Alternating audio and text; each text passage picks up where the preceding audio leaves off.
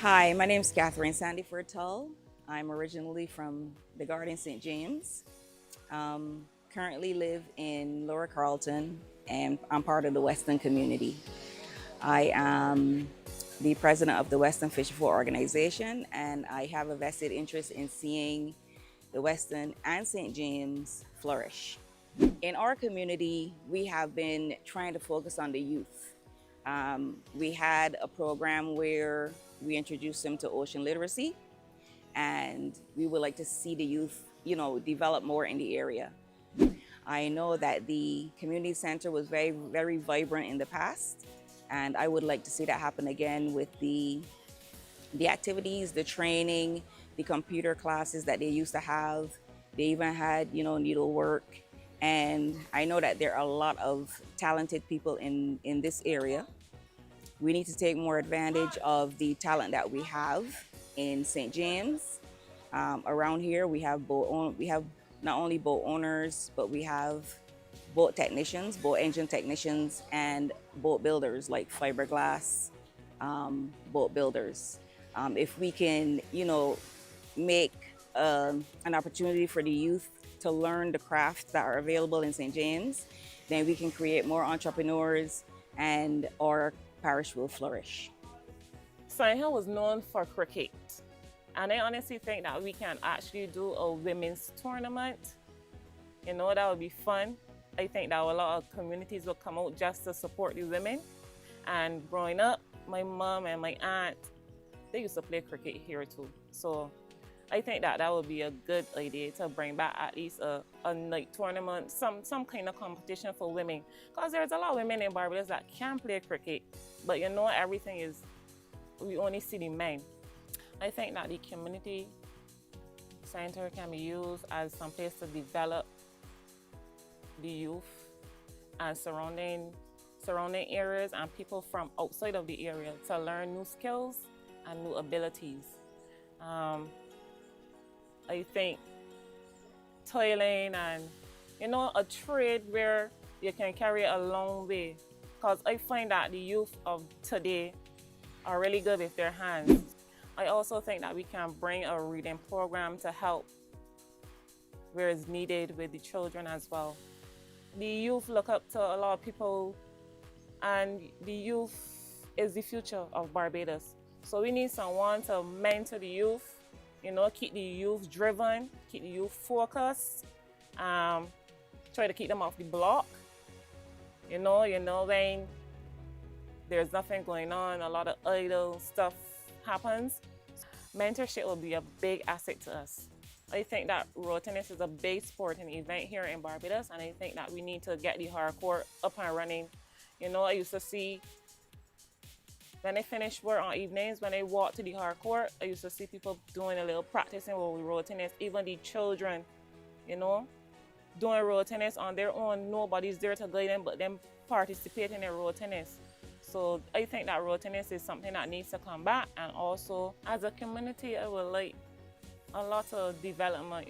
I would like everybody coming together. We have different competitions and stuff. We can also do a health program for the older folks in the community in terms of exercising and stuff, because even on mornings and stuff, because 6:30, 7 o'clock, you see the older folks walking around the pasture and trying to keep fit, keep healthy. So I think that even if we do a program that will bring out the older people, we can't forget the older people, because they're the people that built this community, and we also look up to them. My name is Teddy from Western St. James. My ideas for the fire station, Western St. James fire station, is like so many ideas that I got for here that that we could turn. Instead of going the guys just here, just here liming on block every day, and no chatter, no money or nothing. We could turn all here, put some beach chairs on the back, got a restaurant and a bar downstairs, A lot of different ideas that we got. You could turn it upstairs into something else, a little bar or something upstairs. Downstairs could be at least, a wholesale place.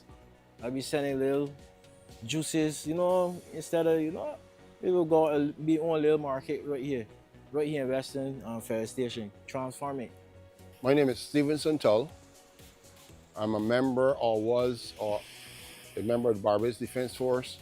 I'm a Legionnaire member, and I've lived Barbados Defense Force and lived in Weston. My initial life, and I lived in Lower Carrollton, Thunder Bay, for a large portion of my life. The fire station, I think that the fire station is not being utilized to its full potential. It has a structure where it's still solid. The windows and the roof can be kind of refurbished, but it opens the opportunity for locals can bring on Saturday morning and do a flea market and expose their talents and the things that they have to offer for sale in the market and the fire station. And we can also use it as a training facility.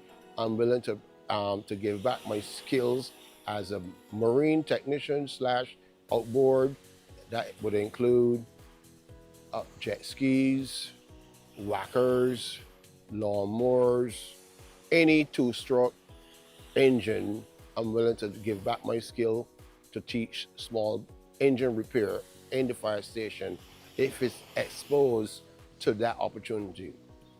When it comes to the community center, I would love to see the community center comes back to where when I was a boy or growing up, teenage, where all the activities we had netball, hardcourt football, we had basketball, we had so many things, tennis that occurred on the hard court.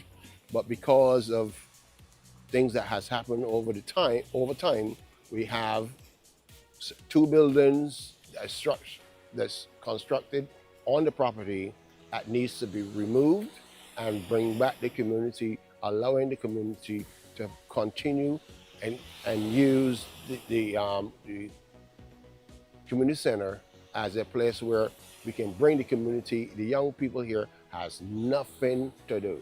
There's nothing in Weston that promotes youth. There's nothing in Weston that brings the young ones to be involved. And my intentions is, one of my bigger ideas is registering a club, Weston United, Weston Academy, where we can encompass football or any sport, and also offer a skill set program where someone who might not have advanced in school academically with certificates and O-levels, but they can come to the center and realize that they're good at this or they're good at that, but they're great at football or great at cricket or great at a sport. And we will bring in professional athletes who are in Barbados, who are willing to give back, to nurture and cherish these youngsters and encourage them in an academic field that they're gifted in. Barbados focus so much on school leavings and certificates, but everybody didn't go to secondary school. Everybody didn't make it to secondary school. But we have talented youngsters here artisans who can build cupboards and do carpentry, do masonry. We need some opportunity that's available for those persons, and a Western Academy would highlight and encourage youngsters, even not to go to school, but in the event that they did not make it well in school, that there's still an opportunity that they can use their skill physically or academically outside of school leavings, outside of just basic education, to make a life for themselves. You teach a man how to fish, and he will fish and feed his family. But if you don't, he's gonna steal your fish, your boat, your lines. He's gonna take away everything that you own.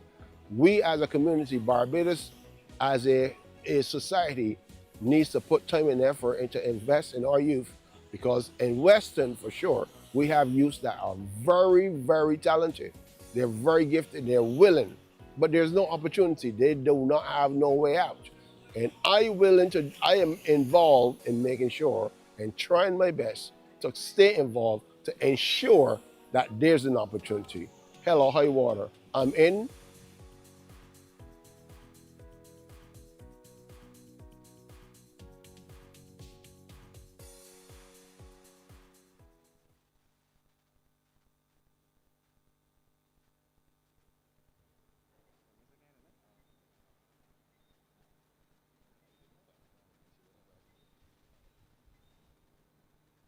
Good evening, everyone.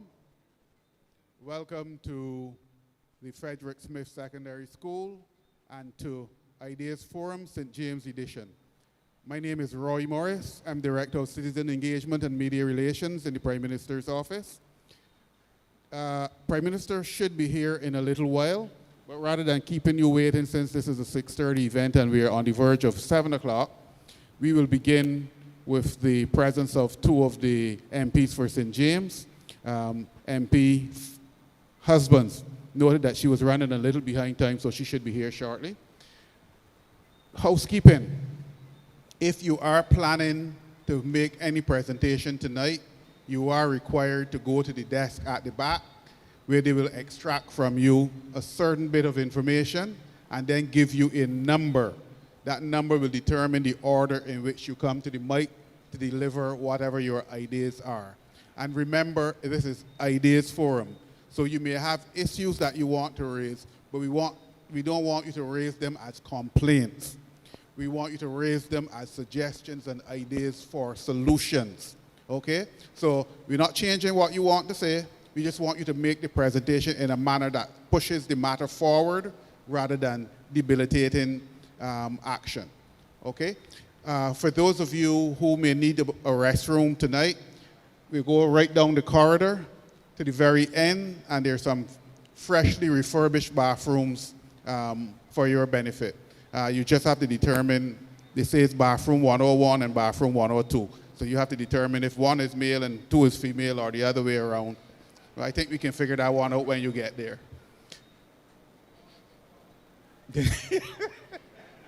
Thank you, Austin. With that, I will turn you over to your hosts for tonight, Alex Downs and Tahir Bulbulia. Gentlemen. Thank you so much, Roy. So as Roy said, good night, my name is Alex Downs. I'm the Prime Minister's Press Secretary. To my left, I have Tahir Bulbulia, who is my co-host that you've seen over these last few months. So I'm not going to take too much time. We are running behind schedule, but just to say welcome to the Ideas Forum for St. James. It's your month. It is your night. And so we welcome you to present your ideas and your solutions and have a very open discussion about how we can make a better St. James and a better Barbados. So without much ado, I'll turn over to our first guest for the night. I have Felicia Innes. Felicia.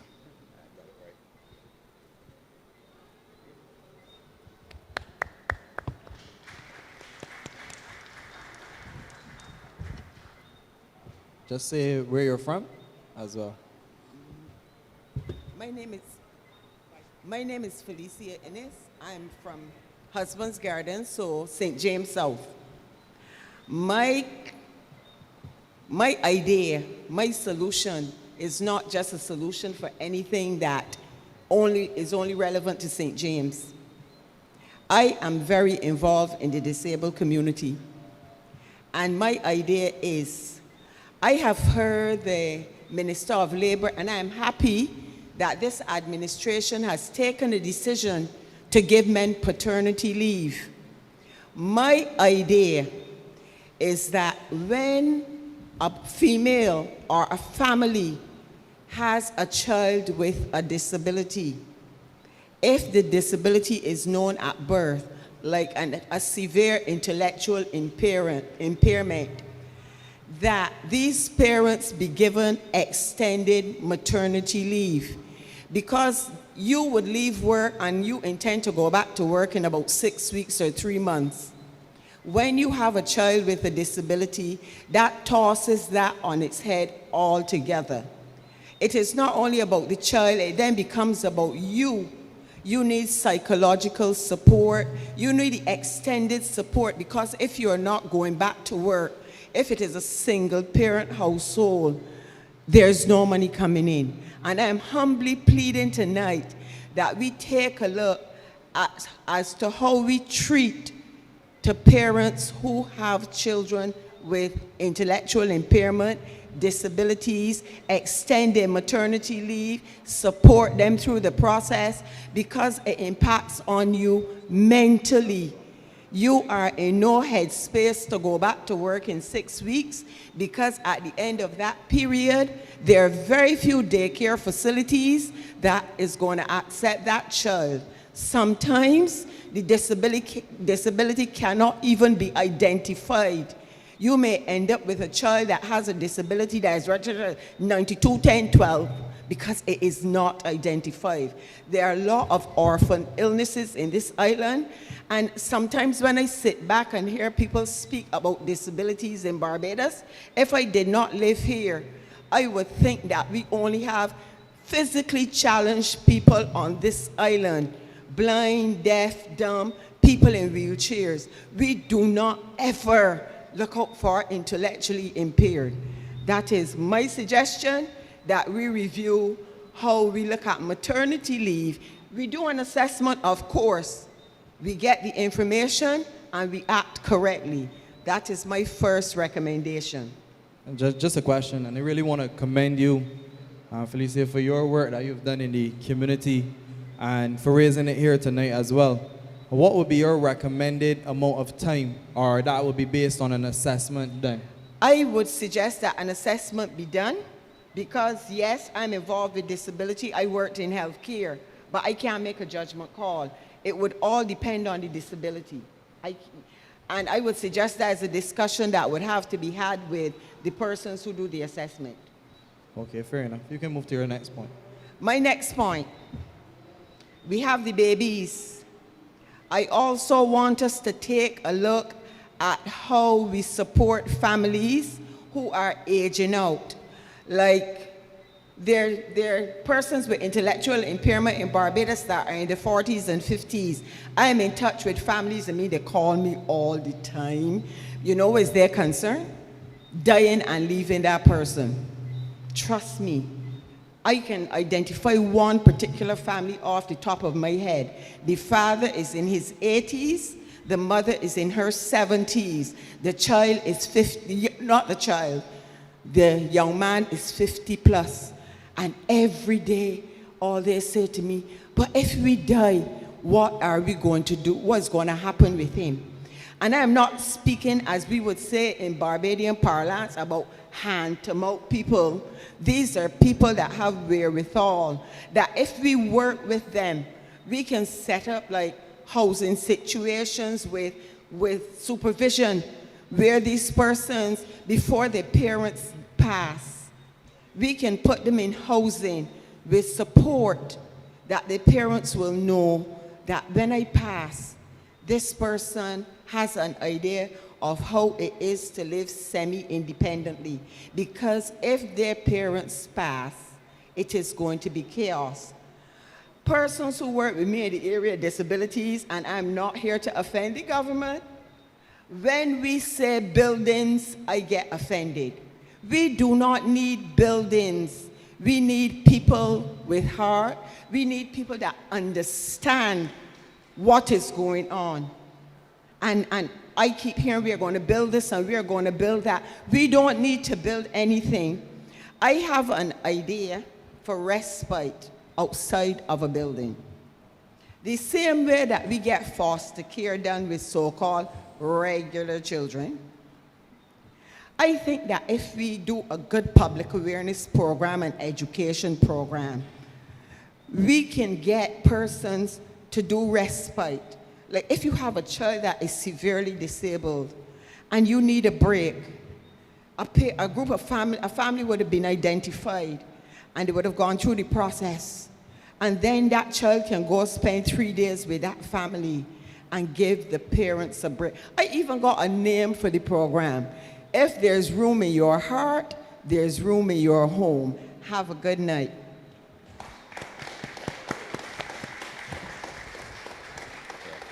Thank you so much, Felicia. And you raised a really interesting point, which I will do a little bit of introspection and share with you on. But at this point, I believe that the minister, senior minister, Simmons, and MP would like to share a few thoughts with you based on some things that you would have mentioned. So over to you, Senior Minister. Actually, good evening, everyone. I was actually quite prepared to wait until others had spoken, but I just wanted to associate my own thoughts with the points you had made, especially the latter one, because I do think we tend to move very quickly in this country towards bricks and mortar. And that means we spend a lot of money. And the suggestion you've made really is about bringing people closer together to families that have this difficulty. And we may find within the belly of our own communities and our extended families, etc., a greater sense of a willingness to participate and to share. And I think any of us who have had to go through not just the issue of the person with an intellectual disability, but simply a person who has been seriously ill, and you have a father or a male figure in the house taking care of his wife, but still having 2 or 3 children to look after, or the other way around. And I lived that through with my dearly departed mother. It came to a point where I was very sure that taking care for mommy may have caused more harm to my father's health than anything else.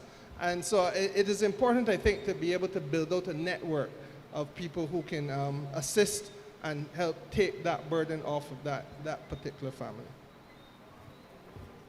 Come to the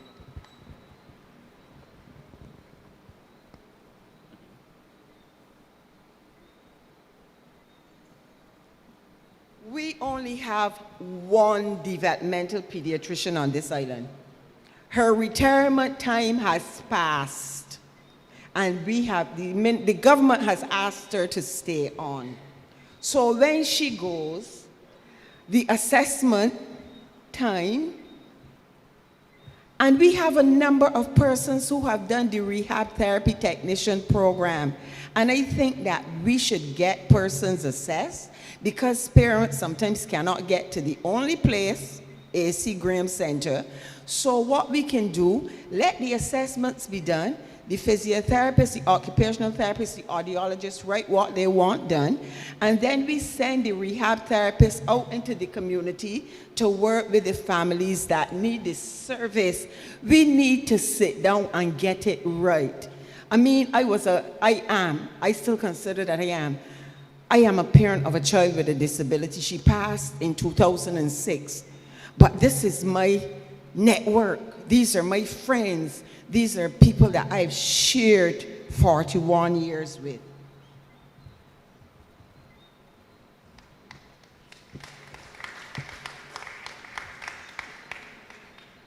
We hear you loud and clear, Felicia, and once again, I think the crowd should give you a special round of applause for coming up and presenting these ideas. But also the work you have done in the community as well. So we really applaud you, and we could hear the passion and the vigor in your voice. So we thank you for sharing those ideas. So next up we have Mr. Andy Armstrong, and he's going to present.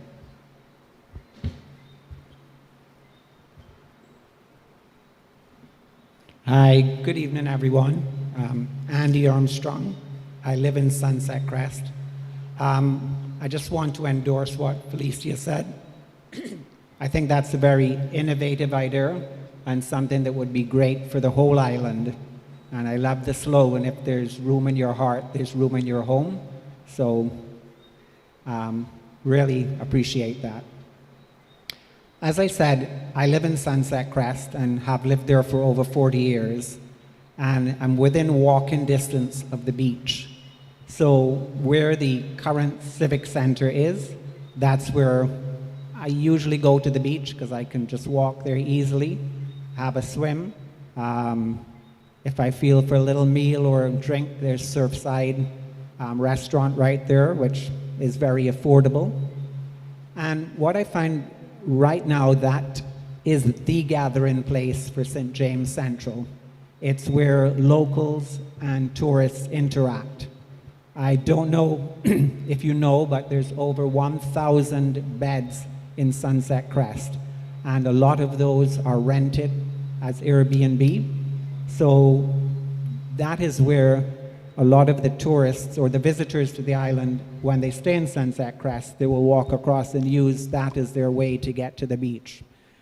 And I know that there are plans to build a new civic center across the street, and I can see some merits in that, because there's certainly probably not necessary to have the library, the Barbados Revenue Office, the police station right there on the beach, and that probably that space can be utilized better.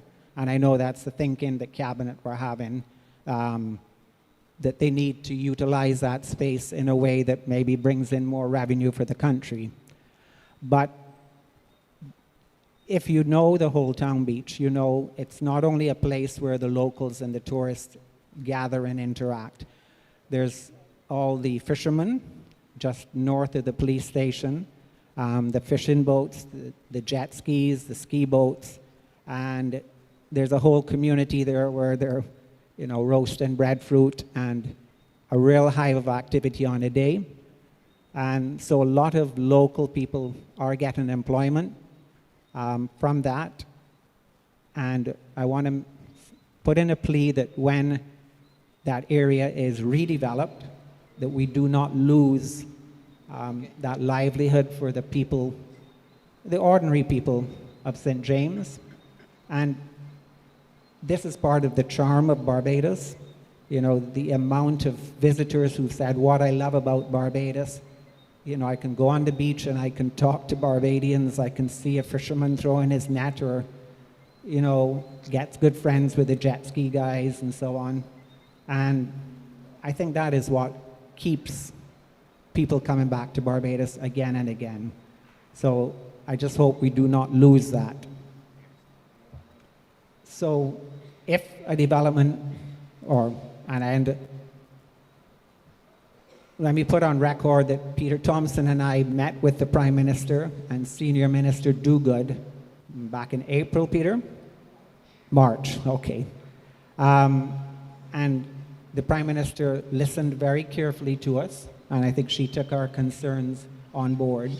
She did say it's almost impossible to stop the development because ICBL have committed to building the new civic center across the street, and they need to be recompensed for the cost of building that new civic center.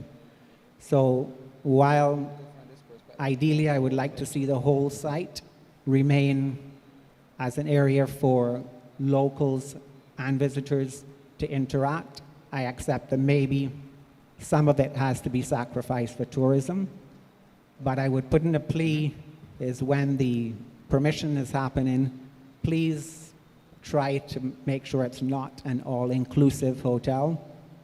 Because the problem with an all-inclusive hotel, of course, is that you cannot just go and have a drink at the bar or a meal at the restaurant. You have to pay a day pass, which usually is quite exorbitant. I mean, I've wanted to go and have a meal up at Sam Lord's Castle, but the only practical way is basically you go and stay there for a couple nights, and I just didn't feel for that, but I would have liked to go and visit. Mm-hmm. So I'll put in a plea that hopefully it will not be an all-inclusive if it happens. Noted.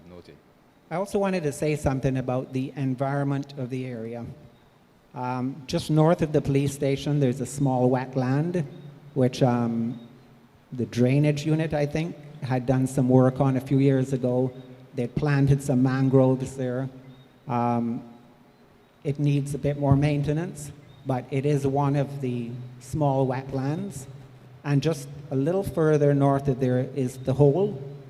And the Hole, for those who don't know, and I was surprised, but not everyone knows what the Hole is. But when you come over the bridge just north of Lime Grove, that bridge is over the Hole.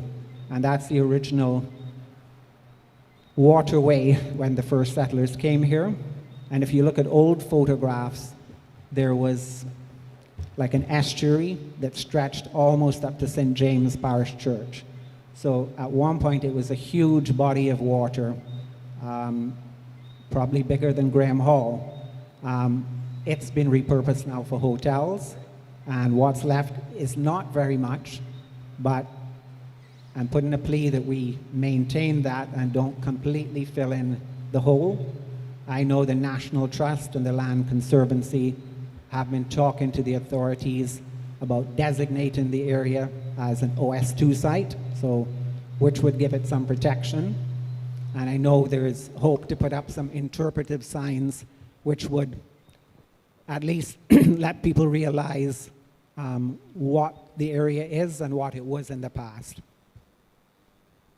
So that's basically it, but I just want to circle back to my first point that as we develop, let us not forget that the current Whole Town Civic Center is the de facto gathering place for St. James Central, and we wouldn't want to lose that.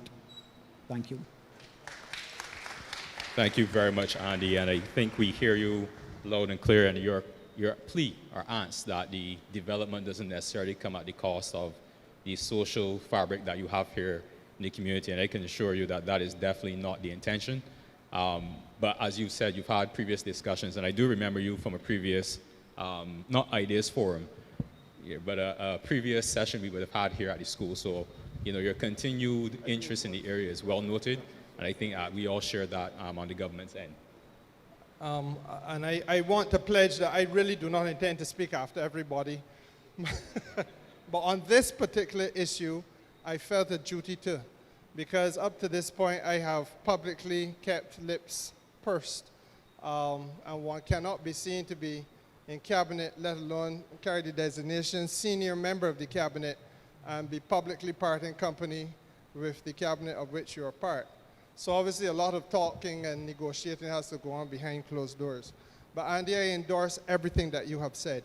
It is 100% critical that we find a way, and I know how passionately, we don't always agree on everything, but we have to agree without being disagreeable. So I know how strongly Senior Minister Duguid feels about this particular project. But equally, my judgment, and I was a former tourism minister, we have to find a way of getting a coexistence of the Barbadian community with the investment effort. One cannot alienate or exclude the other. And where that has happened in the Caribbean, and we can point to places like Jamaica, for example, you get an us versus them kind of thing, and that has never been what Barbados is about. It breeds a level of discomfort, disquiet, perhaps even sometimes hostility, and again, that is not what Barbados is about. So I do feel that if this project is to go forward, and there are still some ifs on it, I do feel that, again, the local feel, the local access, the ability of our people to be able to be the vendors and so on, and the restaurant operators who have been there for a lifetime. I mean, to be able now to continue to have ease of access to the community and the community to them is vitally important. And that is, I think, the distinguishing factor that must be there if this project goes forward. And note I continue to keep on saying if, but I'm with you 100%.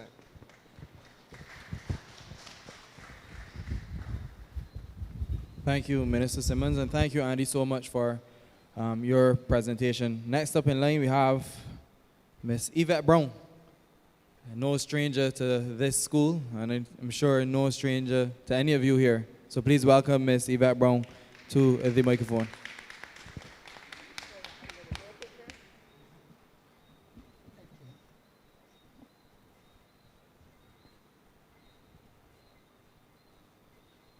Good night, everyone. I'm Yvette Brown, as you would have heard.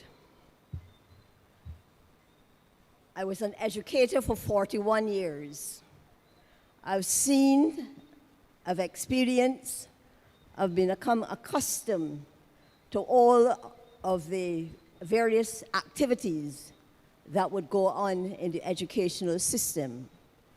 I want to share with you a few things that I think might be able to help us in our transformational process.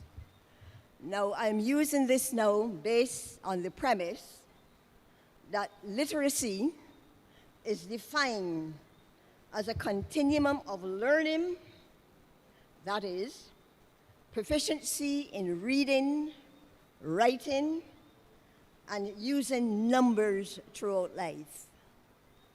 It is a part of a set of larger skills which include digital skills, media literacy, education for sustainable development, and for global citizenship.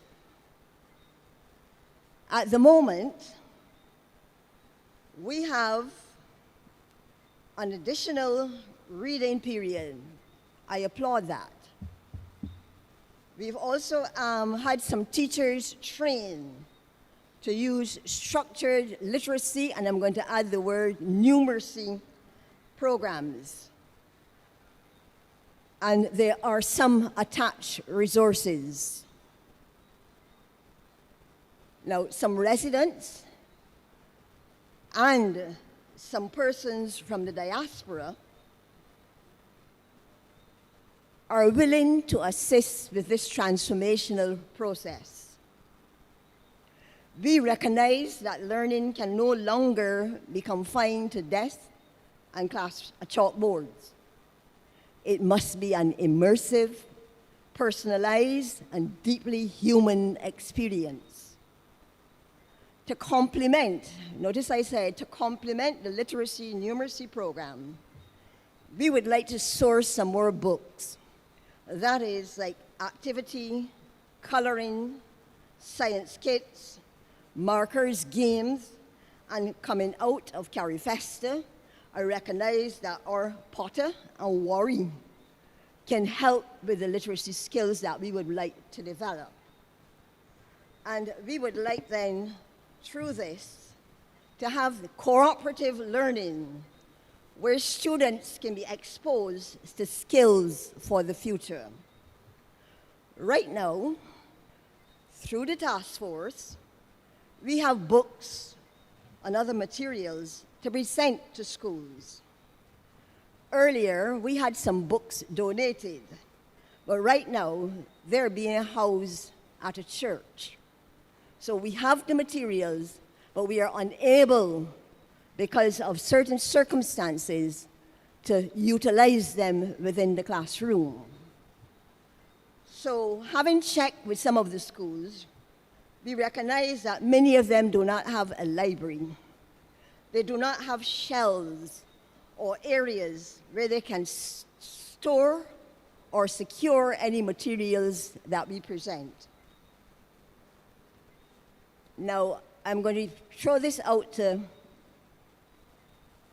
Minister Chad.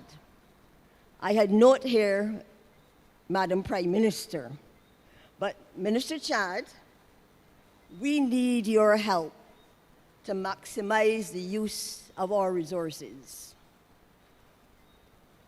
We would like to see in the very near future a literacy numeracy center at all levels of the school population.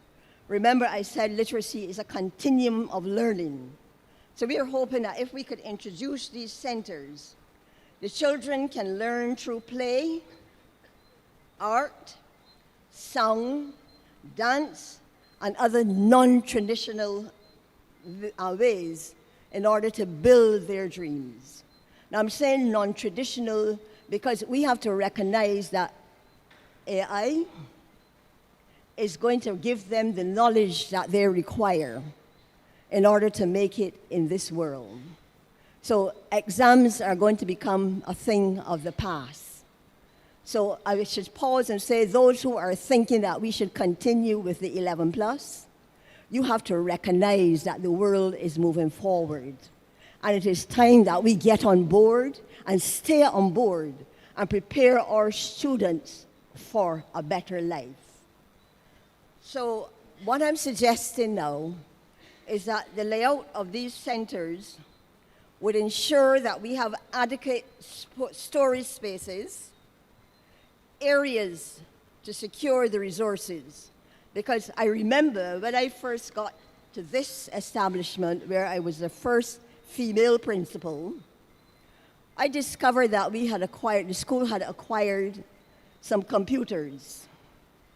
But because they were placed in different rooms around the school compound, and like all good young men who are curious about what is happening within these. I'm talking 20-something years ago. They are curious about what is happening. They remove the balls from the mouse, and they use them, but for pitching, so that those computers were instantly dismantled. So I came in and with my fast self decided, okay, we have to secure our resources. That's why I'm asking for these kind of rooms. We have to secure our resources. We have to remove those computers from the various rooms and put them into dedicated areas where someone is there to ensure the safety and that the computers will remain intact. So that's why I am suggesting then these literacy, numeracy, because again, as Minister Simmons said, FinTech is going to be the way forward. So our students must be prepared to operate in a world where finances and technology is taking over. We can't delay this now. We have to make it happen, and make it happen immediately so that our students who we are preparing now, within the next 5 to 10 years, they will be the ones who will benefit from any suggestions that we have now. Now, the centers could be operated, and I'm making a suggestion, by the reading intervention teachers. I recognize that you now have those. Or they could have a literacy, numeracy specialist. This would facilitate an area where the class teacher can bring the students for a number of periods a day. This would aid in the continuous assessment program that you are at this point working with.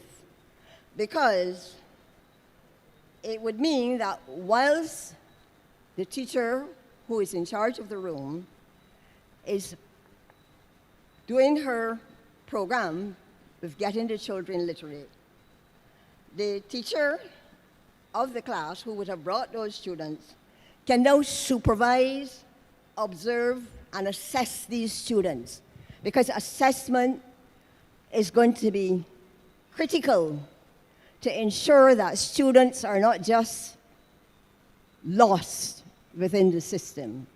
If you don't do that continuous assessment right, you will find that some children will be favored and others will be left further behind. So to ensure that the continuous assessment is reasonable, I'm also going to suggest that we start at what is now still the class 1. I haven't gone to the grades as yet. So at the class 1, so where you have 4 teachers who will, from point to point, be able to assess these students and give a fair and honest assessment of each child. Now, in addition, it would be beneficial if in our secondary and tertiary institutions, we can have rooms outfitted with soundproofing. I'm going to tell you why. Because again, when I first got to this school, I set up a music area because some of the equipment that had been acquired was left because of inadequate storage. We know we get the rust because of how we are located, we get the rust situation. So those instruments were lost. You need to have a room where you can put your instruments, anything that you acquire, because it's no good getting resources and then you don't adequately store, and you're able then to ensure that everything is going right and that they're still there for use for future generations. So I'm suggesting a soundproof room, because if you try to do this kind of program within the school setting, you will find that it will disturb the other classes. Because here it is, you want your students to learn through a certain medium. And if that medium is that they are using the drums, and it can be heard throughout the school setting, then it's going to be a distraction. So that's why I'm suggesting then that we have these soundproof rooms.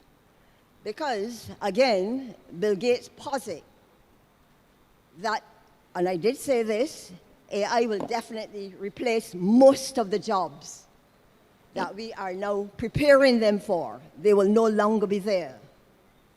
So the job areas now that he's suggesting would be healthcare, and I'm glad that Felicia was able to come up and make a point for us seniors. But then we have to look at the youth because that is our future. So it is important then that we look at these areas, healthcare, engineering, and creative jobs. Again, I refer to Carrie Fester. You saw how the creatives were able to perform. Because when you do not have a job, you're going to need somebody to entertain you. Because obviously you're at home and you need something to help you to get through the day. So it's the creatives who will be the ones driving various economies throughout the world. Now, to facilitate these activities then during the school hours, we're no longer going to refer to them as extra or co-curricular activities, because that's how we have been learning to do our our music. It's usually looked as a side piece. But we want you to remove it from being at that level, try to incorporate it into the curriculum and make it more meaningful. Rather than saying to a boy, go and write a poem, ask him to write a song. And you're going to get the same poem, but you're going to get it with a rhythm, you're going to get it with a beat. So it is important that we look at various ways to get through to our children. If we don't, we're going to lose more of them because they're going to find other activities to occupy themselves. So I'm appealing to all of those in charge to let us work together. Let us see how best we can make it happen for our youth. And if I may, I'm going to see if I could encourage business persons within our communities to help us. You could establish a legacy within the educational system by offering scholarships, awards, grants. Because what's happening is that right now, we spend a lot of our money on the students who perform well. But just remember that it's the students remaining in Barbados that we need to focus on. The world is showing us that we have to refocus, rethink, retool, and work with those who are going to be with us. And to ensure that they are adequately prepared then, I am asking those who have the means to help us to make sure that when our students go to the various tertiary institutions, that they can complete. Many of them become dropouts because the parents cannot afford to finance their education. I was somewhat concerned when I heard that the Youth Advanced Corps did not have the number of applicants required to make the program go forward. Well, it did go forward, but with reduced numbers. And I discovered that, again, many of our parents, and I should say the females, when a child reaches age 16, a boy in particular, they were of the opinion, okay, he's completed his education, so therefore I now have to concentrate on the others who are behind. But I'm saying that if we can offer these scholarships, if we can offer them some incentive to move further, then we might be able to counteract some of the situations that we are encountering at the moment. So I'm saying if you can do this, if you can even, for instance, we have some awards that we're trying to, if you look around this building, you will see some plaques.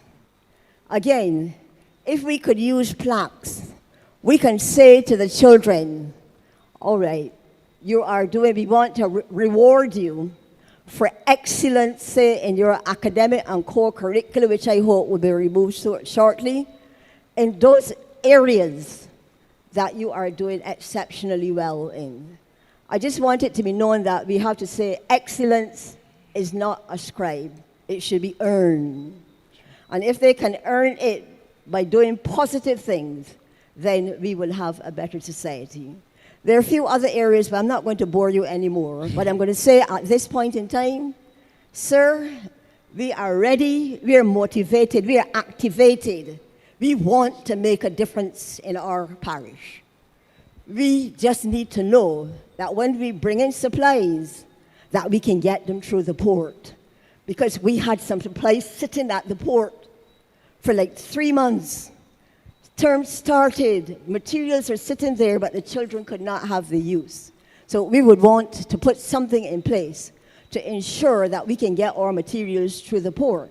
But again, through CarryFest, I realized that we have a lot of authors and so within the Caribbean whose books we can use, so we may not have to go to any of the other areas outside. So, sir, help us to help you. I'm sure we will have a better Barbados with students who are also activated to give of their best at all times. Thank you very much. Mrs. Brown, before you leave the podium, I just want, I know Minister Blackman is smiling from ear to ear, and I think you're perhaps maybe living in his head as well. But before you go, before you come to the mic, just have a question, Mrs. Brown. I know it's not right to ask a young lady her age, but how old are you? Old enough to be your teacher. I know you can be my teacher, but my question to you, and after Minister speaks, I want to know how have you remained so connected with the needs of today? Because a lot of teachers will need this type of a message. And I really like how you framed it on literacy, not just from a reading perspective, but digital, financial. And then I know Professor Devonish is doing some research on literacy linked to crime, productivity in the labor workforce as well. So Minister Blackman, over to you. I know you are smiling from ear to ear, and you will dream about this. No, thank you very much. Just a little higher, please. Yeah, thank you. Let me say how pleased and happy I am to have sat there and listened to all of what you would have shared with us just now.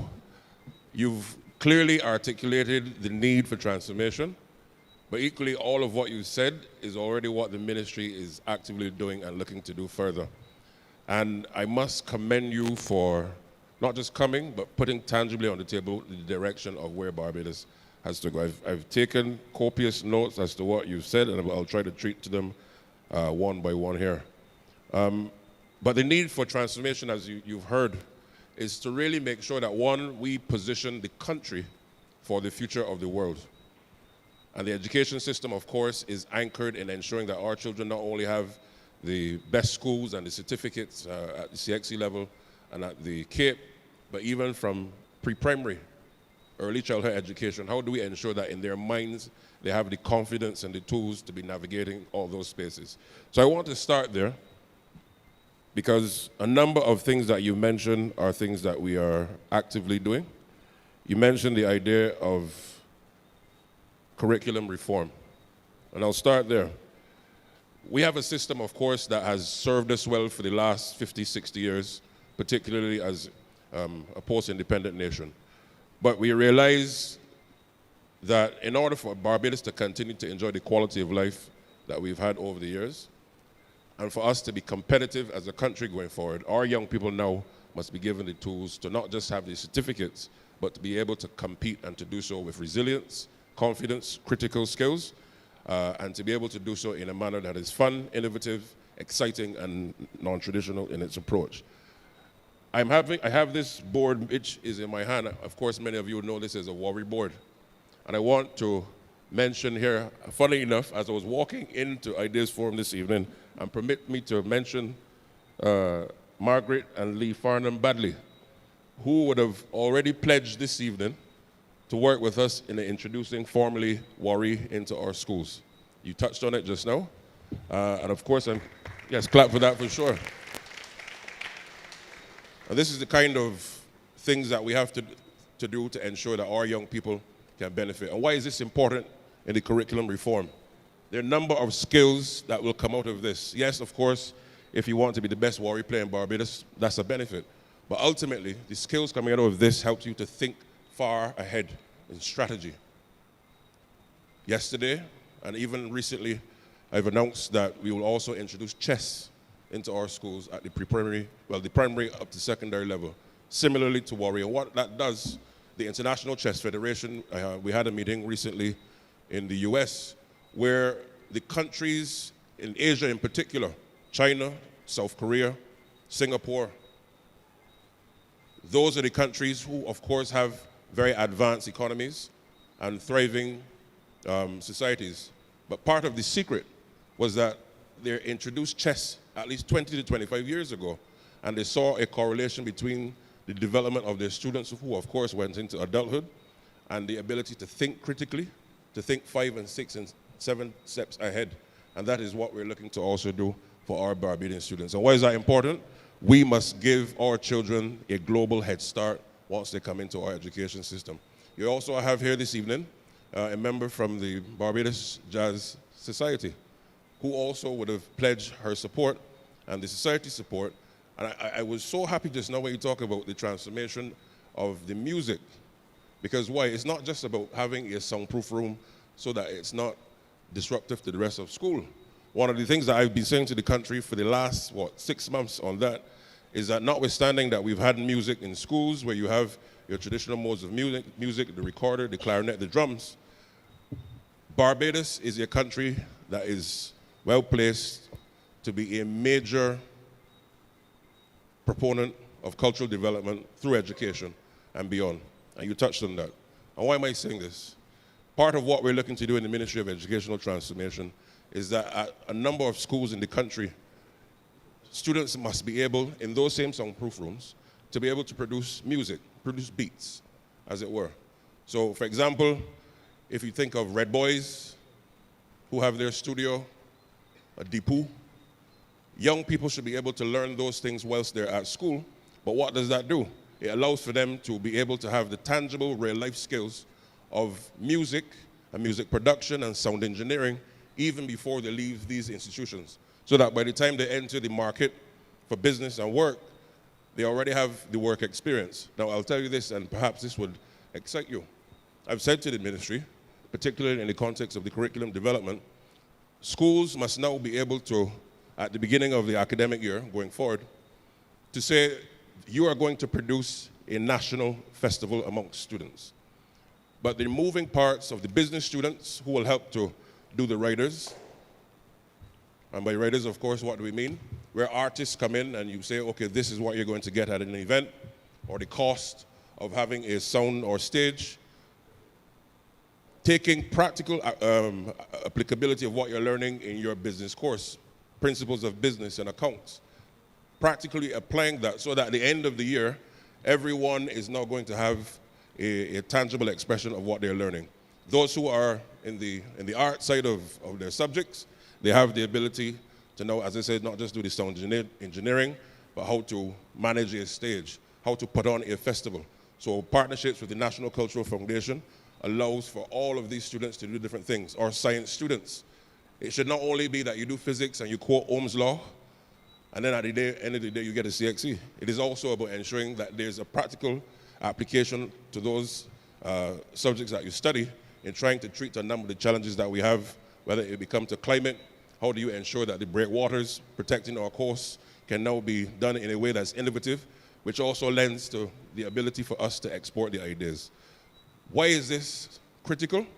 We're doing a number of things. Yes, we're transforming with the mindset of having Barbados being the #1 educational system within 7 years, but it's not just for being #1 sake. It is about ensuring that before students leave school, they have the ability to be able to have the certifications, 2, to be able to compete with anyone in the world and the confidence in being able to do so. And fourthly, in the creation of a knowledge-based economy. One of our comparative advantages is that Barbados has a high level of certification, perhaps more than anywhere else in the world per capita. But that has taken us so far and no further.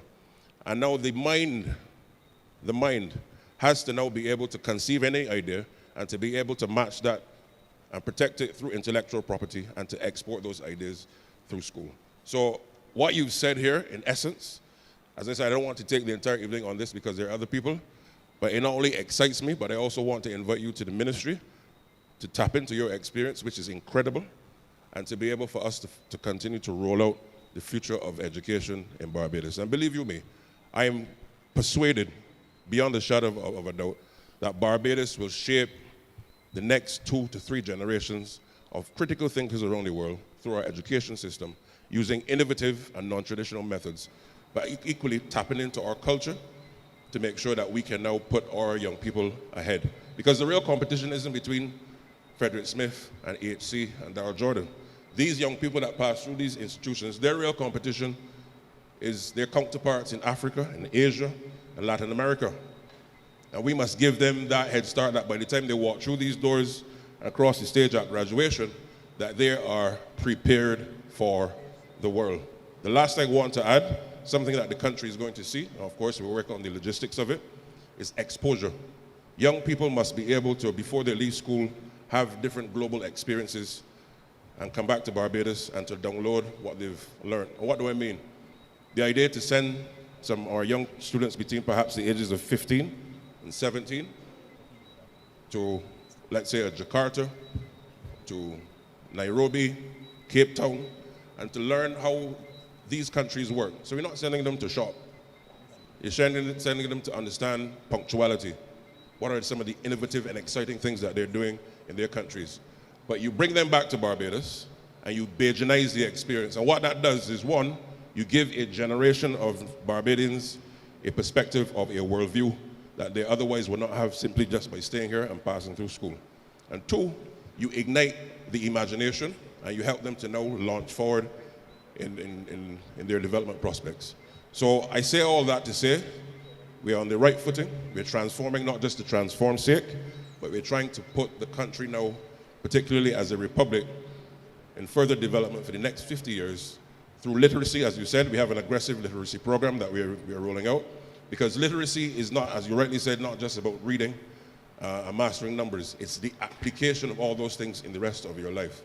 We set a very clear goal that all students in Barbados must be able to read by the age of 7, and those who have already passed that stage, we're going to work in rolling out of programs to ensure that they can also meet that gap and close that gap. At the adult level, our sister ministry led by Minister Husbands, they're also working to ensure that at the adult level, we can have this brought across the entire board. So I'm excited and I would love to talk with you further. Believe me, I could talk to you all evening. So thank you very, very much. Thank you very much, Minister. And without hoping to go too long on this topic, I think it'd be remiss of me as one of the younger members in the room not to really nail home your point. I think I still qualify as young.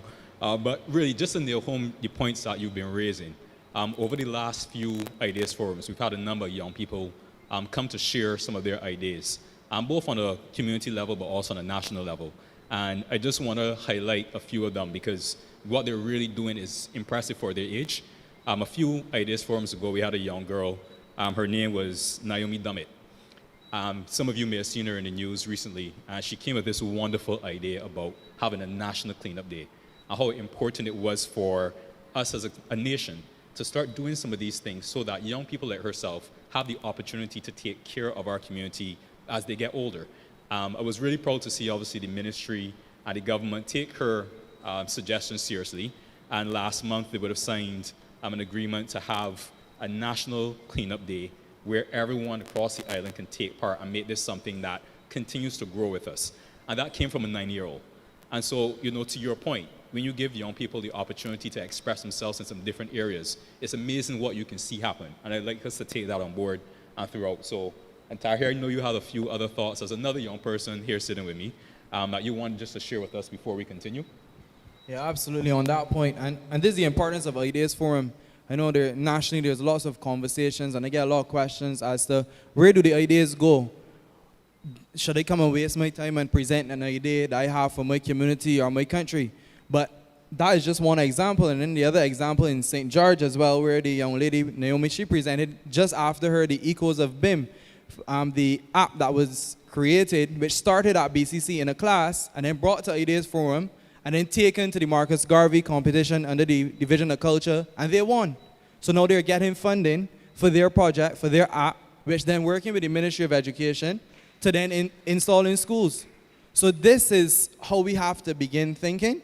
And I remember, I think it was, a comment was made where at Parish Speaks, where there's complaints, this room is filled with people and there's no chairs left. But now it's ideas, where is everybody? So this is where we know how to take the mindset of Barbadians, where we can outline an issue, but equally find an idea or a solution to the problem that we're facing. And I think I would encourage each and every one of you, because it's easy to get caught up in the problem. But for me personally, if I can't find 3 other ideas or solutions, I can't outline it as a problem, because then I'm a part of the problem as well. So we then become complainers, and a word I might create tonight is problemists. We might become problemists. I know Minister Simmons is a lawyer, so I don't know if that's a correct word, but but we understand. So this is where we have to go. And then equally on Alex's point of younger people, just today we see the selection of Zishan Motara, 19 years old, being selected for the West Indies cricket team, becoming the first ever Barbadian Muslim to be selected to the West Indies cricket team. So in a time where there's a lot of conversation negatively around young people, there's countless examples of people doing brilliant things that we have to equally highlight.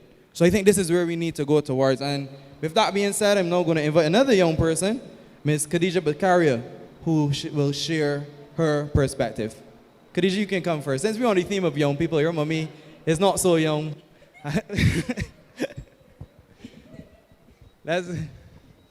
So please welcome her to the podium. Sure. Sorry, put me on the spot there, but that's okay. Right, hi, good night everyone. My name is Khadija, and I'm a resident of Clover Crescent, St. James. I'm currently a second-year psychology student at the University of the West Indies, Cayfield campus, and I volunteer with Let's Unpack It, and I hope you guys kind of know what that is, but we're a mental health organization focused on youth, created by the youth. The founder is David Johnson, and Mr. Colin Jordan's daughters, Chelsea Jordan, is also the co-founder of that organization. So I think that we are getting there, and slowly, but we are by the youth. So my idea is related to the need for the reinforcement of measures in place addressing mental health in our youth, specifically in schools. We have a lack of mental health facilities and mental health catered initiatives in both primary and secondary schools. So I would encourage training educators and personnel in the school system with psychological first aid and similar types of training initiatives. Reaching out to youth advocacy groups like Let's Unpack It, whose work has been concentrated on youth mental health for about 5 years. We're celebrating our 5th anniversary this year. They work with regional and international entities such as UNICEF, which I think is an advantage for the implementation of these resources. I would also suggest collaborating with the psychiatric hospital and continue their advocacy in dispelling the myths of mental health. That's my idea. Thank you so much.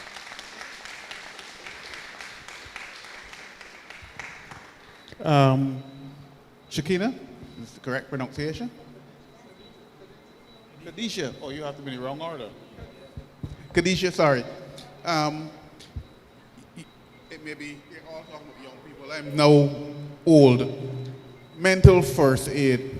Talk a little bit more about it, because when we think of first aid, we think of the intervention by ordinary people in medical things. Tell us a little bit. Right, so my apologies. I am certified in both physical first aid, which is first aid where we do CPR and care for anyone that has any issues when you're on the road. And then psychological first aid is dealing with your mental health. How you speak to persons, how you care for persons. Not actually therapizing them, but actually understanding what they're going through. So for example, when I did psychological first aid at the psychiatric hospital with the Red Cross Society, they would have brought up the issue of the house that collapsed a couple years, I can't remember the exact issue, or for example, a house fire. And when you get there, or when you see people there, how do you approach them without making them feel that their feelings aren't valid, or without making them feel like you're condescending them? So it's just a matter of how you speak to a person. Anyone should take that course. I think it's important for anyone, no matter your age, religion, creed, color. You should take it because it's how you interact with persons on a daily basis. So within work, within school, within your society. And that is thanks to my mom and the Bar Association Muslim ladies who encouraged us to take that course. And the psychological first aid, as I said, is done by Red Cross Society. So if anyone has has questions about it, feel free to reach out to the Red Cross Society about that. I hope that clarified. Well, it's actually a 2-day course. It's a 9 to 3 course. But it's better to contact the psychiatric hospital for that. But it was a 2-day course that I completed. It's very, very, very good. So, anything else? Thank you. That's a perfect recommendation.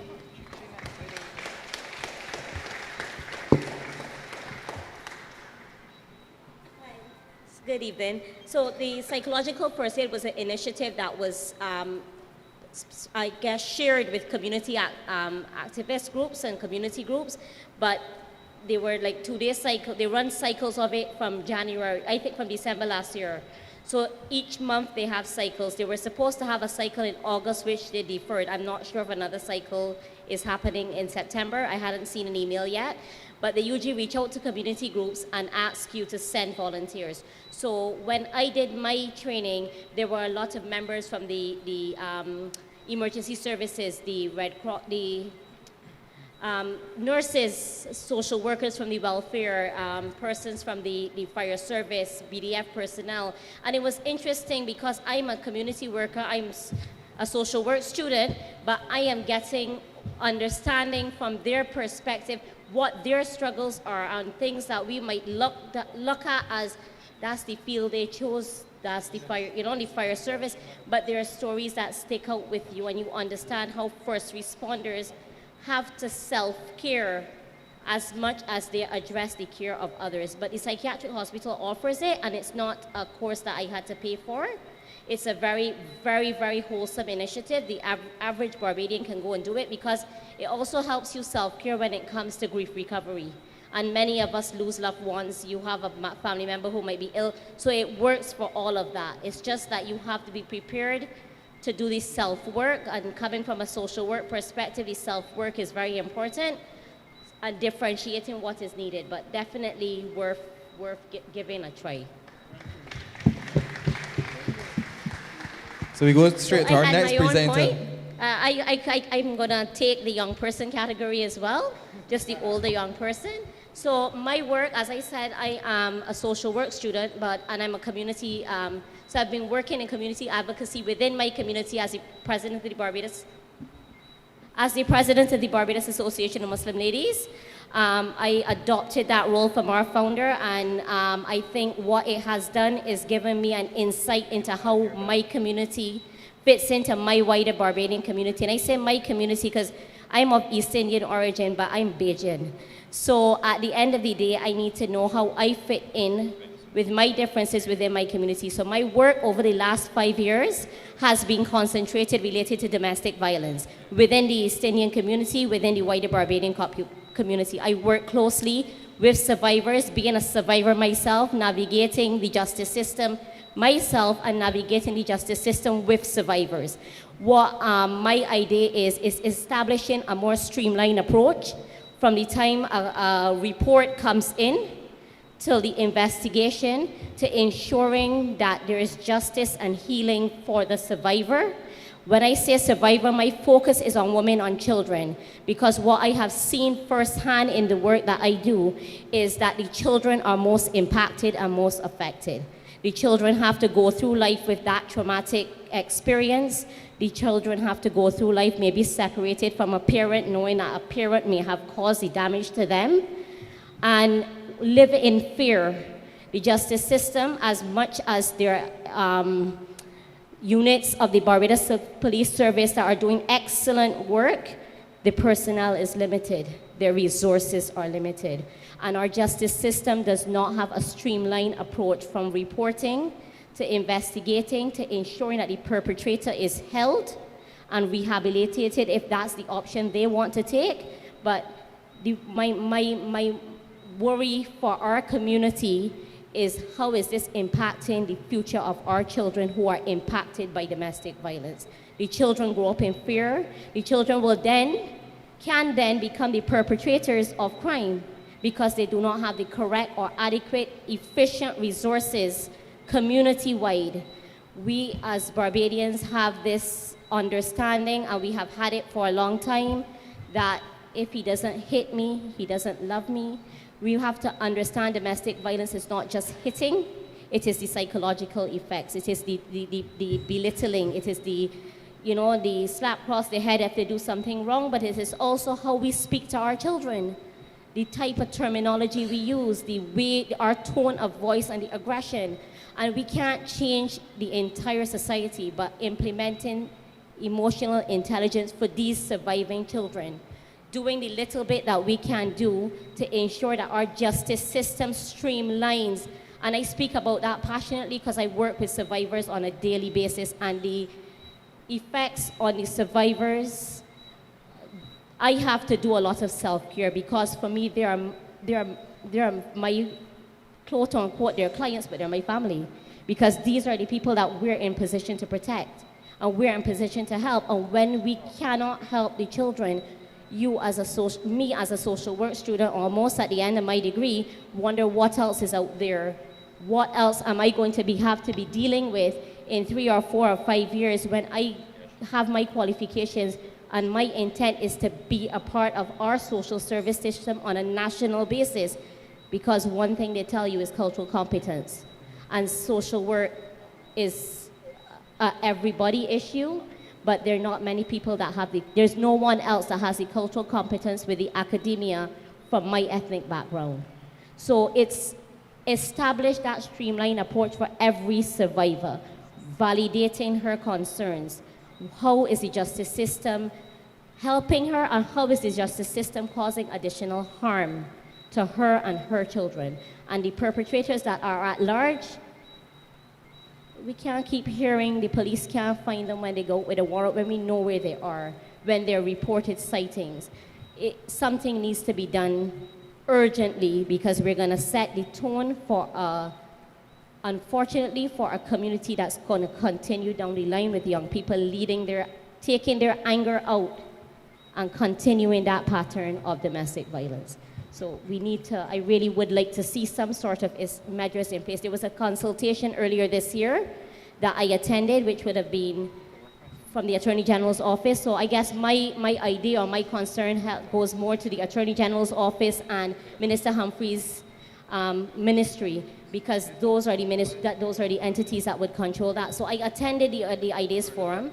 There was a lot of good initiatives coming out of it and discussions coming out of it, but what I saw is a talk shop in a sense, because sometimes the persons that are there speaking are also the ones in the justice system that may not be understanding of the individual person's issue. Every domestic violence case is not the same. So that is my concern and my worry. My idea to let us look at streamlining this process. Let us ensure a straightforward reporting technique and personnel out there trained to assist in rectifying the issue. That is my 2 cents. Thank you so much, Sakina, and I also want to thank Khadija at this point. Both of you have offered some serious food for thought, and I think food for action as well, because you're speaking to really the essence of who we are. Taking care of yourself is more than just physical health. It's mental health, emotional understanding, and so is taking care of the person next to you. While you were speaking, Tahir and I were also talking, we were saying, it's so important, just something like how you talk to the person next to you. Or do you talk? What do you say? Do you ask someone, how are you doing? You don't know sometimes how impactful that simple question can be, and being able to understand that is equally as important. So I think you've both offered, certainly myself, and I think those here and those watching, some next steps on how we can improve that portion of ourselves. I think, Roy, maybe we have some work that we'll do in PMO in terms of amplifying what you're suggesting here. So really, thank you for that. Appreciate it very much. You could clap for that, I guess. Okay, so at this point, I'd like to move to our next speaker. We have Peter Thompson, who is coming to the mic. Peter, floor is yours.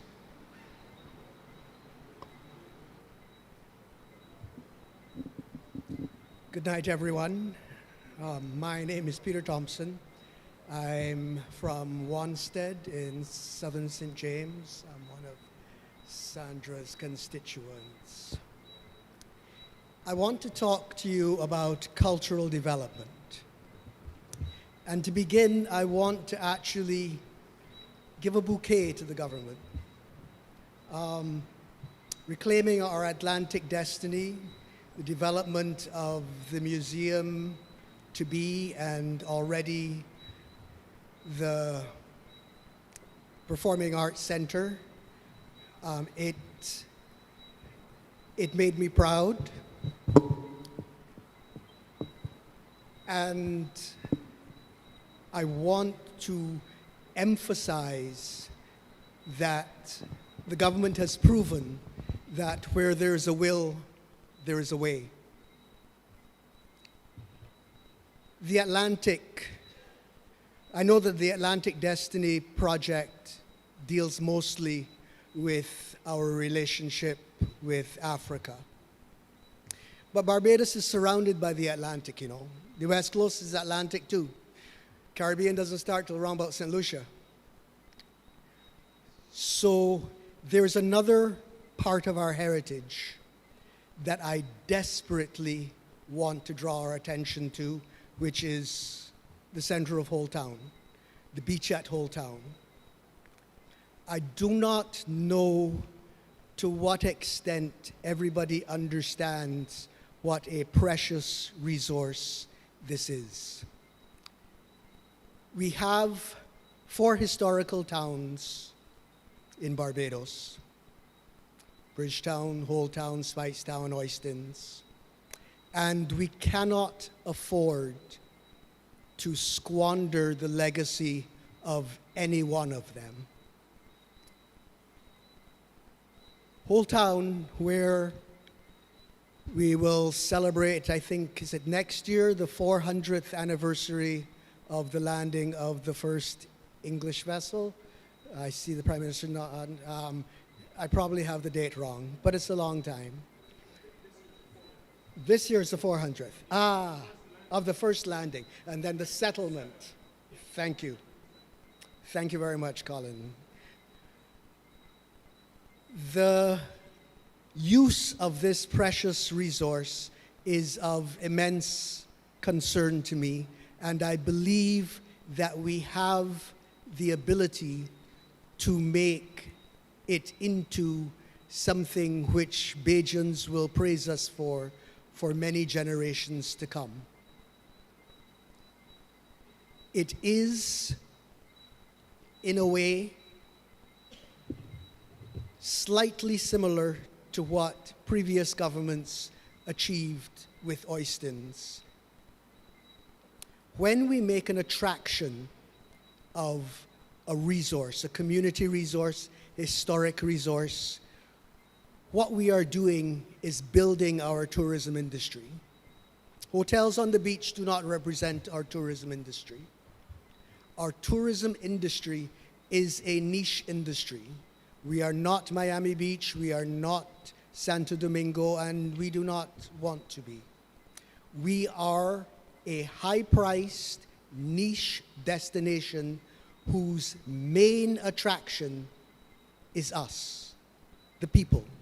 If you ask people who come to Barbados why they come here, you will get a boring and very consistent answer. Oh, it's the people. We cannot afford to squander this resource by building a barrier either between our people and the beach or between our people and the people that visit us. As Andy said, back in March, I was privileged to be invited by the Prime Minister to talk to her about this proposed development. And the fact that she's reached out and talked to me was immensely impressive to me. the fact that she had real concerns about the economy and the development of Barbados was also impressive. We did not reach agreement, but we were very civil to each other. Since that meeting, I have spent many, many hours talking to many, many dozens of people. I do not have a count. It's probably close to 100 about this development, about how we are going to do the best for Whole Town.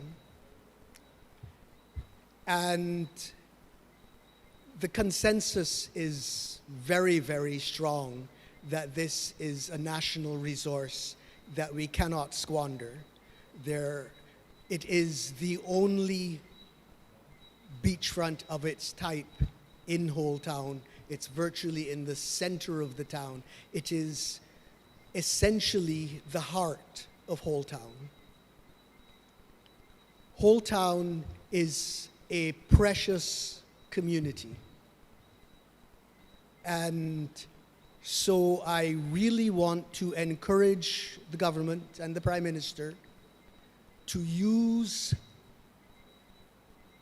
the same inclination of their hearts to finding a way to get the right thing done, to do the right thing in Whole Town. I have considerable confidence, Madam Prime Minister, that you do know the right thing. I do not think you would have spent 90 minutes talking to me about it if you didn't know that building a giant hotel to block the beach was not the right thing. I know Mr. Poulin, the developer, is going to ask for his pound of flesh.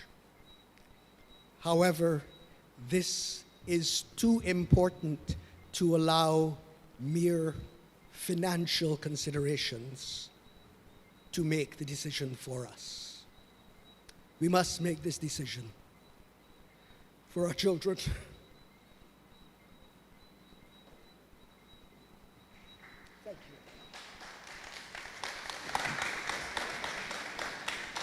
Well, thank you, Peter. And I can tell that this is something that is very close to your heart. I can see you getting emotional about it. And so I definitely understand your perspective and your offerings.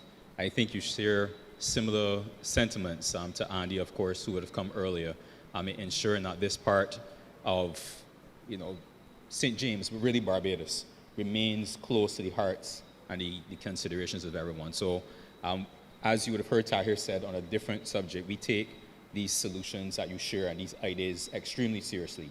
And as you would have saw yourself in meeting with the Prime Minister, there's definitely that willingness to meet you and to discuss and to find a pathway forward. So again, I just thank you for that. And we have your contact information, of course, so we'll certainly be reaching out to further discuss. And I also left a document with Roy for your perusal. No, thank you so much, Peter. Thank you.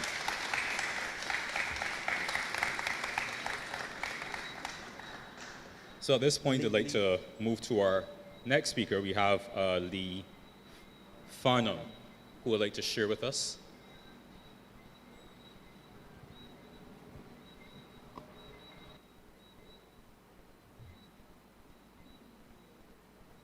Thank you. Thank you. I'm the worry man. Mrs. Brown will remember me because her children used to call me Uncle Worry when I would bring worry boards to the school and try to plant that seed of that ancient game back in Barbados again. And I say back in Barbados because the game is not a game as such. It's a tool. It's an educational tool. But it's a game that has such, let's say, anthropological value because it is originally a game that is played by the people of Ghana, by the Akan particularly.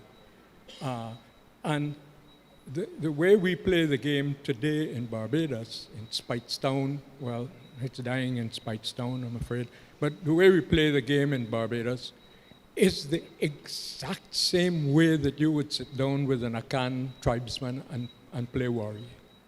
So there's clearly a link that if I were a writer, I would make very sharply. And we call it a game, and we call it a game board. But the game has no luck factors. You don't pull cards or depend on a chance that the opponent is going to be making with another third opponent. It's a game for two people, and it is a mathematical game. We're talking about the use of mathematics, and mathematics and science is almost so critical. If you can get a young child to be mathematical from early enough in age, and I'm including music in mathematics as well, because music is just as mathematical. The logical thinking that you have to prepare for the next phase, the next move, depends on a thing that when I used to teach Wari, or when I will teach Wari, I say, check your position. Don't move until you've checked your position. And we would encourage young people to do that. See how far you are, see how much you can make from this move as opposed to another. But I'm so glad that Minister Blackman has taken me up on the game, because I feel after 40 years of promoting this game, I feel that I'm about to make some progress. I have 2,000 boards in my attic that my wife says, well, they're the plastic boards that you saw there just now. My wife says she's going to burn them the day that I pass away. So they will, I'm sure they will make a lovely fire. They are plastic boards, and they are available for anyone that wishes to make a collection of Wari boards so that they can teach their children. But they have no seeds. A Wari board requires 48 seeds. And 48 horse knickers are no longer available very easily in Barbados. I used to pay children 25 cents a seed to bring them to me so that I could give people a board with enough resources. So you will have to use your own diamonds at home, or your buttons, or whatever you have to play the game, Mr. Minister. But I'm also a Wari man in another way. And this is more serious. We live in an area in St. James that is defenseless against tsunami.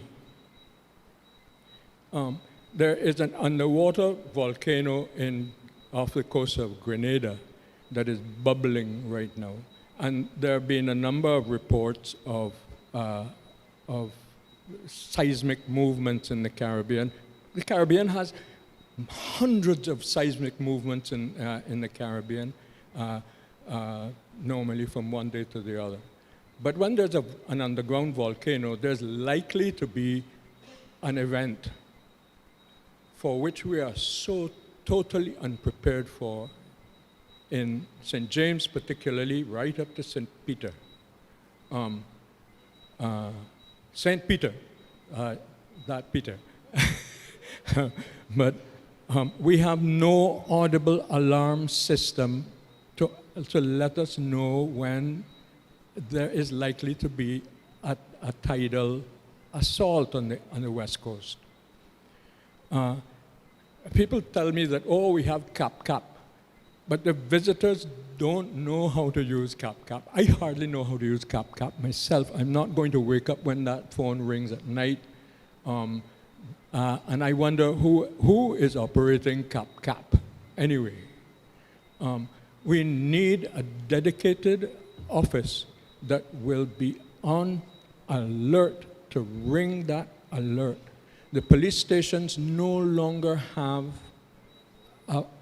even a bell that will give us an early enough warning. The problem I've been told by DEM is that when you put up a tower that has such big horns on it to serve the West Coast, you need to buy a whole lot or to own a whole lot of land around it, because if it for some reason collapses, it may not collapse on anybody or anybody's property. There are a couple hotels that are being built. I'm afraid yours is probably the one the one you're complaining about is one of them.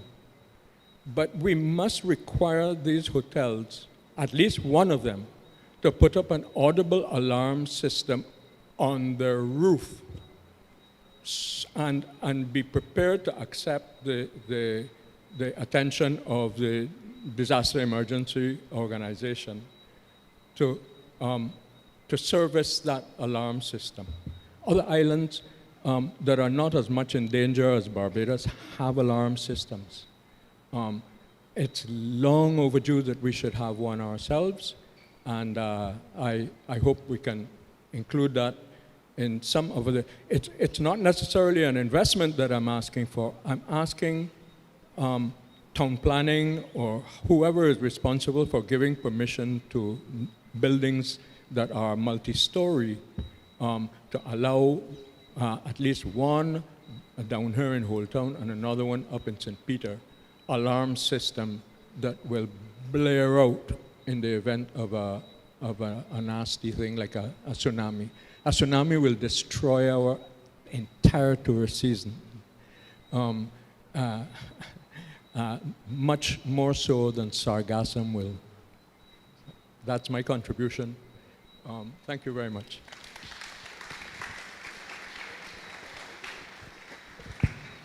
Lee, I really want to thank you for that suggestion, because as you were speaking and I was listening, that was not necessarily at the forefront of my mind, having an alarm system on top of hotels. And I think that's an excellent point. Obviously, I can't tell you whether it's been considered or not, but personally, hearing you speak, it makes tremendous sense, considering that Barbados is a relatively flat country, and you really do stand the risk of, God forbid, knock on wood, something should happen. While we do have CapCap, and I would encourage anyone to download it and get familiar with it, you still need something that allows people who may not have access to a mobile phone at that point, whether a visitor or local, to have that system to really give you that warning that's necessary. So I really want to thank you for that. You have something else you want to add, Lee, or? Yes. No problem.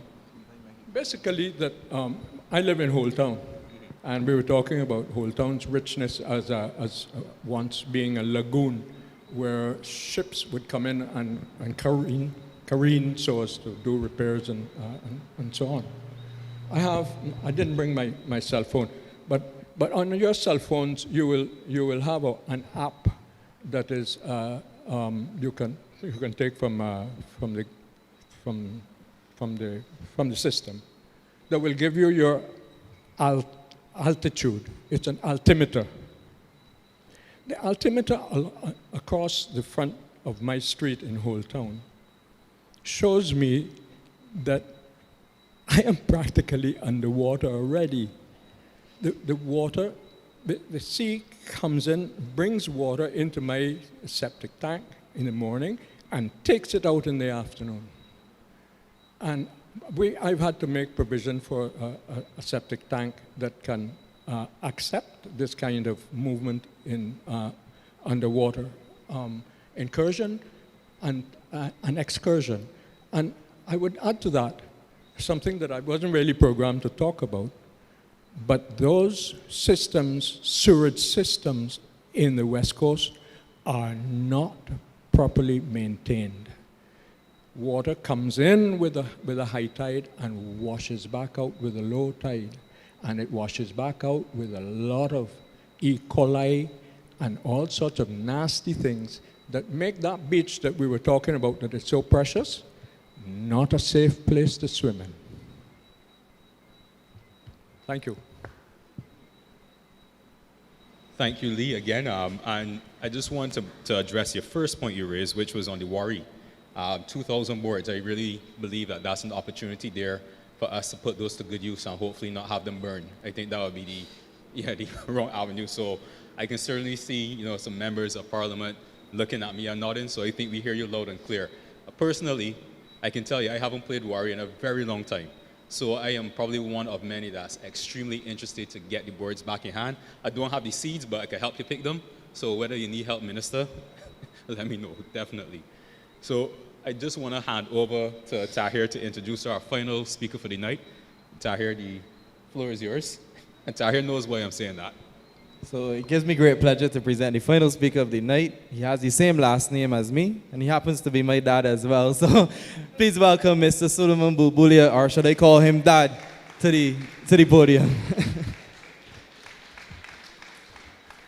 Good evening, everyone. Thank you, son. Thank you. I didn't intend to speak, and I'm not going to be very long, but hearing the contributions this evening, it brought home to me an idea that I've been having for a long time that I have spelled out to some institutions, but it is about diversity. And I think St. James has one of the most diverse groups of people on the island. And I think that we need to capitalize on our diversity in Barbados. I think we need to spend a lot more time understanding who we are, diverse people, and what do we bring to the table to bring development to Barbados. And as Minister of Education spoke, Honorable Chad Blackman, he spoke about taking students to other parts of the world. And the countries he listed were not the traditional places that we go to. And I'm so happy to hear that, because as you go to other parts of the world, outside of what we see in the news and see on TV, it begins to open up our minds. So he talked about South Africa, he talked about Jakarta, Indonesia, Africa. And as we build relations with these countries, and I know that this government has been very proactive in building relations with countries outside of the traditional partners that we deal with, how do we then bring our people on board with this? So one of the ideas that I have been playing with for a while, and I've already carried it to the University of the West Indies Cave Hill campus, is you have an institute for understanding other cultures. You have an institute for Middle Eastern culture. You already have the Confucius Center there that deals with Chinese. How do we build out an institute that deals with the Middle East, with Africa, with the Far East? How do we get our students? And that is at the university level. But we can bring this to the primary school and the secondary schools and start, as you talk about educational transformation, how do we bring diversity into that? And it's not only diversity of people, culture, and faiths as well. Our spiritual beliefs should form part of our educational transformation. We should talk about this within our schools, because our young people are not really necessarily going towards spiritual beliefs. They are moving away from established religions as a whole, but we need to also get back to that as well. And how do we capitalize on our new relations that we're having with countries outside of this region, outside of the Western world, and start to talk about diversity? Other countries in the world are polarizing. They're building walls. We need to be building bridges, not walls. So that's my idea. How do we start to bring about diversity, education, and bring that into our educational transformation? And to be honest, we are seeing all types of people in good, and we're now seeing all types of people in bad in Barbados. So it's not to one group of people that are participating, either good or bad. It's everybody participating. So that's my idea for the evening. I didn't want to be too long, but thank you very much. Certainly, thank you for that idea, Suleiman. And I really want to thank you for ending on a strong note, because as you would have suggested, it takes everybody, and Barbados is a multi-ethnic, multi-religious, society where we have people of all walks, and it takes all of us to make this thing work. So I appreciate you for ending on a strong note. At this time, I would like to welcome the MPs, obviously for St. James, just to offer some closing remarks, and then of course the Prime Minister, should she have any final remarks for this St. James Idea Forum. So MPs, the floor is yours at this time.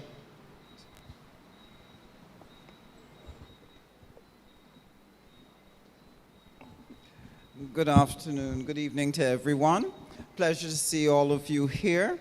I really appreciated the number of ideas and concerns that were raised, and I can assure you that we do take careful note of the recommendations that are made, and we do sit and discuss the feasibility of putting them into practice or bringing them into life. Some may take time, because there may be certain implications or cost implications that have to be considered, but we do consider everything that you share, because this is very important. The last comment that I just want to say a few things on, what Suleiman was sharing about the need for diversity, cultural diversity. I think part of what we want to be able to do in terms of education, working with the Ministry of Foreign Affairs and so on, is to be able to identify classes in different countries that can have exchange relationships with our children. Years ago, we used to have pen pals, and we no longer do that. We can now use the Zoom technology to allow our children to engage people from other spaces and other places.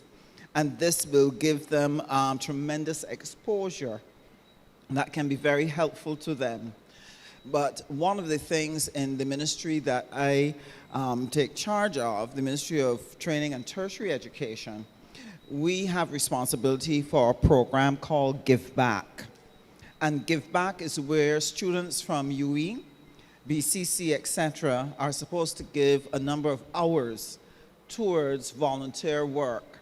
And one of the ideas that I have for the Give Back students is going to be to look at the materials. Remember, Prime Minister just bought, on behalf of Barbados, some materials from Trinidad, which is a collection of a lot of West Indian material, things that would have happened over the years in our region, etc. Now, these give us opportunities to create products. We can create educational products so that they learn about their history, they learn about other people within the region. You can use them to teach values. You can use them to inspire. But what it would take is to get some of these students at UE to sit down and pull out some of this information, and then they sit with a curriculum development specialist now to convert these into materials that we can use in our schools. And this is some of the work that we have to start doing. Even the program, My Community with Sherwood McCaskey, we need students to go into the highways and byways and get those stories. And then we take them and convert them into products that can help our children to develop the values and the behaviors that we want them to have. We have to saturate them with what we want them to exhibit. So that is what I want to share. And I just want to thank St. James South for putting forward so many wonderful ideas tonight. Thank you very much. You did very well.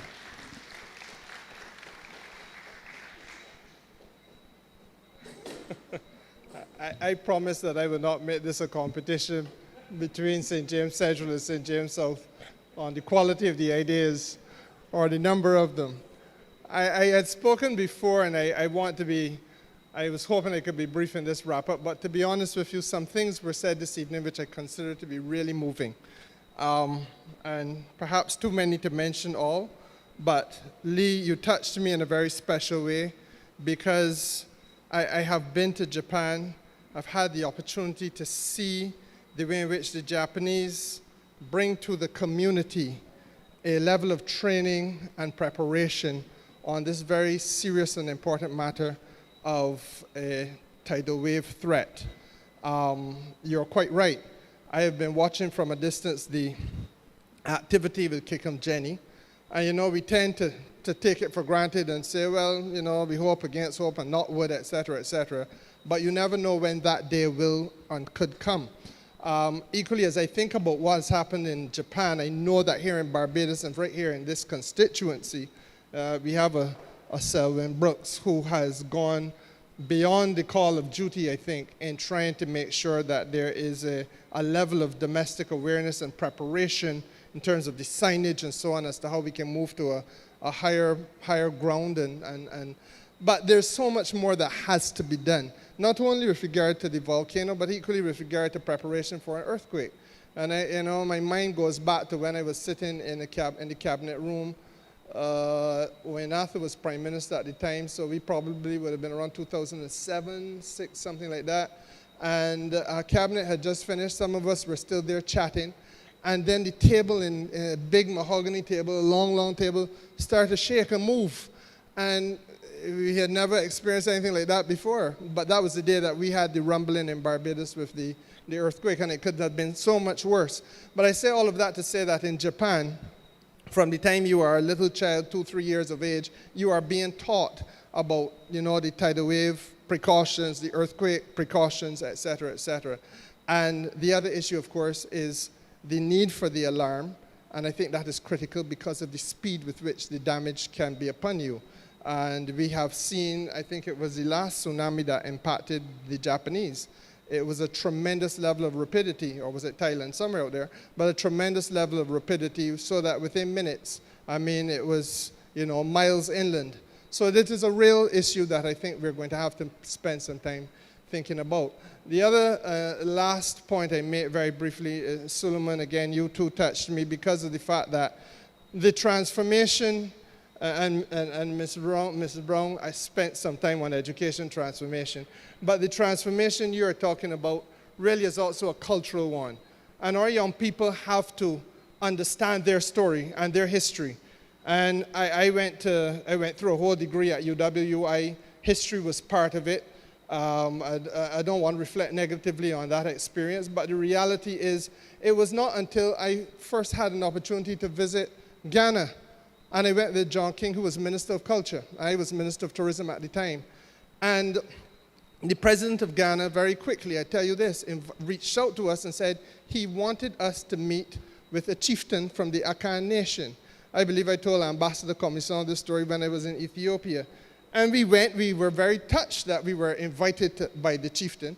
And he sat us down and told us, I wanted to see you because I heard Barbadians were here, and you must know how important you are to the Akan. And he took us back to a several greats, grandson of his, who would have been taken away on the understanding with the British that he was going to be transported to England to learn the ways of the English. And in fact, he ended up in Barbados as a slave. And when he had not come back after, I can't remember how many other moons he talked about, but meaning obviously the years, then they called in the British. And the Akan Nation made it clear they are not going to negotiate anymore with the British. All of the trading and so on will come to an end, and the Akan Nation will rise up against them. Within a short space of time, the little boy was larger, he was more grown then, back in Africa.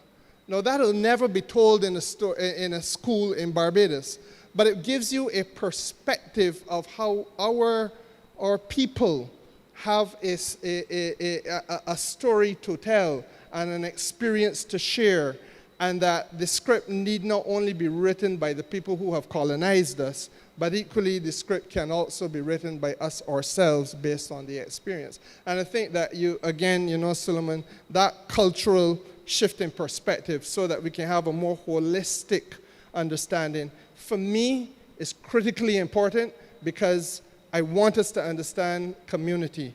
We now live in a time when the experiences that this region went through and the experiences that our neighbors in the north went through are being erased from the history books deliberately in places like North America. And unless we are very careful, we could come to a point where little boys and girls growing up here with family over there that look like them, that have a background and a culture like them, know nothing about the journey that they took in order to come to this place. And that would be a tragedy. So with those, not few words, but with those words, I want to say congratulations to everybody. It really has been a pleasure. And thank you very much for everyone who participated.